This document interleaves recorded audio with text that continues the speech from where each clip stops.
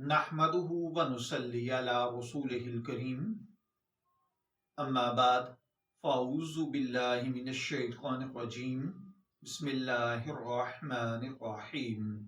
अस्सलामु अलैकुम dear viewers. हमारा आज का टॉपिक है क्या फुकारा और मसाकीन को रोज़े के कफ़ारे की रकम दी जा सकती है या नहीं, या उन्हें सिर्फ खाना ही खिलाना ज़रूरी है।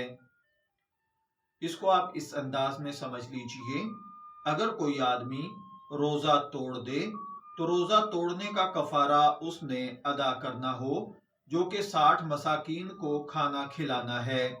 अब अगर कोई आदमी मसाकीन को खाना खिलाने की बजाय इतनी रकम से किसी गरीब आदमी की मदद कर दे, या 60 मसाकीन को खाना खिलाने की बजाय इतनी इतनी रकम उनको अलग अलग दे दे, क्या इससे कफारा अदा हो जाएगा या नहीं?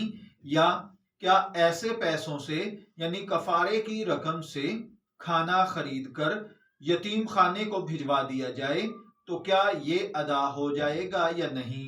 तो देखिए भाइयों और बहनों, रमजानुल मुबारक का रोजा रख कर तोड़ने का कफारा 2 माह मुसलसल रोजे रखना है, और अगर इसकी कुदरत ना हो तो 60 मसाकीन को 2 वक्त का खाना खिलाना है। और अगर कोई शख्स इस खाने की कीमत किसी मस्कीन को यकमुश्त दे दे तो इससे फकत एक मिस्कीन का 1 वक्त का कफारा अदा होगा।